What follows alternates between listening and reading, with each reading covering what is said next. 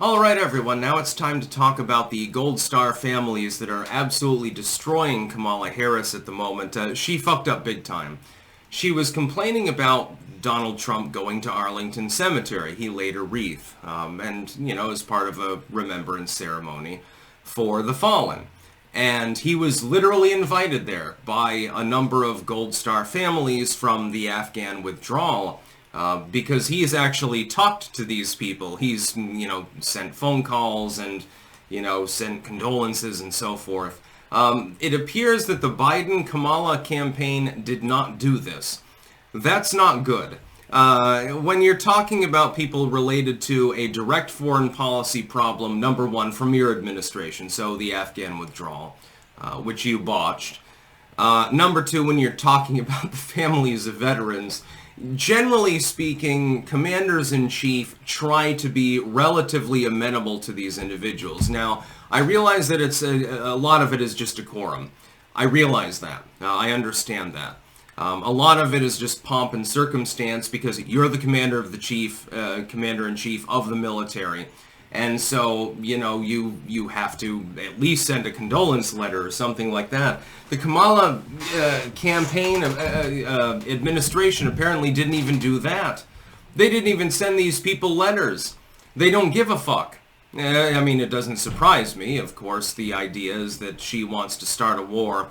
I'm sure there'll be plenty of other dead soldiers to remember at Arlington Cemetery if Kamala Harris is elected, actually. Which is unfortunate. Under Donald Trump, you probably get relatively fewer casualties because you have an attempt to not start a war, whereas Kamala Harris appears to be gung-ho to do so. The Biden camp, generally speaking, has been very pro-war, which is, again, something that I'm not necessarily used to. As an old-school liberal from the 2000s, the Democratic Party was the party of, we're skeptical of whether we should continue this war. That's no longer the case, unfortunately, which is terrible, actually, when you think about it. The Republicans have become the anti-war party. I never thought I'd be saying those words, but they have. And the Kamala Harris campaign will probably start more wars. If elected. If she is selected for office, I'm sure that she'll start at least one. Donald Trump, meanwhile, wants a beefy military, but wants to not use it. This is sort of my opinion, actually. I think that we should have a very, very powerful military. And an extremely powerful militia on the side as well. They should be able to mail-order Tommy guns. But then we should not use it. When preferable, we shouldn't use it at all. The only thing that we need to do is guard shipping lanes and shit like that. So that's the Coast Guard, that's the Navy, to an extent the Air Force. We shouldn't have to deploy any troops on the ground anywhere in the world. I think that that's the way to do it. Big, powerful military that absolutely scares the ever-loving shit out of your enemies, like we need 10 times as many A-10s, for example. And they've upgraded them. The Warthogs, yeah, they're beginning to upgrade them, actually. Get 10 times as many of them, and then preferably don't use them. If you do have to use them, then you pound the enemy into submission and kill everybody. You completely crush them. Until you have to do that, you use diplomacy. That should be the operative strategy. This appears to be what Trump has in mind, by the way, to a general degree. He appears to believe in having a big, beefy, non-woke military, and then not deploying it. So keep them at home and let them eat MREs and stuff like that. Make sure that your enemies are perpetually terrified of you. Just don't give them the chicken chunks. If you do give chicken chunks, the menu number 3, to the troops, and one of them actually eats it, by the way, you should put them definitely at the head of the front line because they're obviously crazy. I had to eat that menu. It was not necessarily the best thing that I've ever eaten in my life. Vegetarian lasagna, meanwhile, gets discontinued. I don't understand. The U.S. military is clearly dysfunctional. Yeah, they got rid of the ratatouille as well. I don't understand it. Kamala Harris is getting fucking crushed by these people. They lost loved ones, sons, daughters, brothers and sisters, They lost them in combat, needlessly. The withdrawal from Afghanistan itself was a good idea. Everyone agreed upon it. Everyone knew that we needed to get the hell out of Afghanistan. We can't occupy it forever. But when you make an agreement with people in that kind of country, you have to follow through with the agreement. That's the long and short of it. This is why Biden failed. He didn't seem to understand.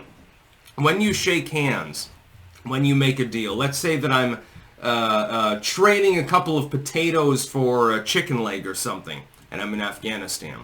Now, if you follow through with that deal in the Western world, what happens? Yeah, well, maybe you get sued. Otherwise, the person probably rolls their eyes or cuts their losses.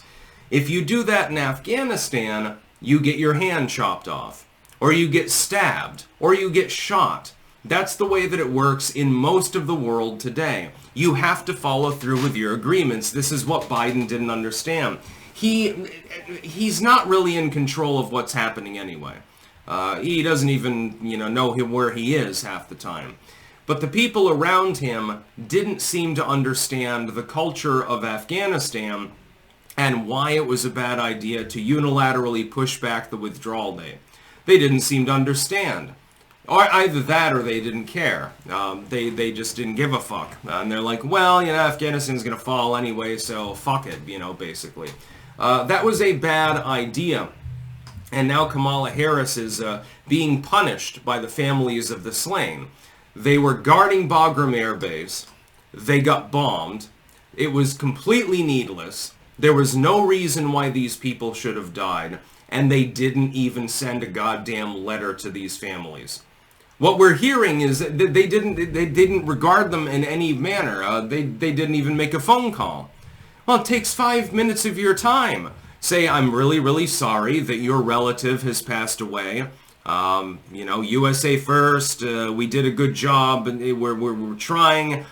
They died in valor and stuff like that. That's what you do.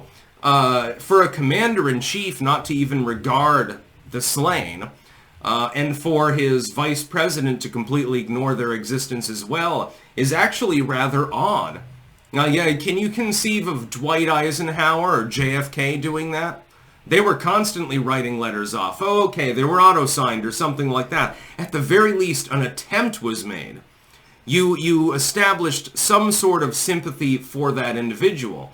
They died under your service. You're the commander-in-chief. Christ almighty. With the Biden-Kamala administration, they just don't give a fuck. They literally do not care. Now, this is partially because Kamala's a psychopath and Joe Biden's a dementia patient. I mean, I understand the reasons why, but God, at least make an attempt. That's about all. Peace out.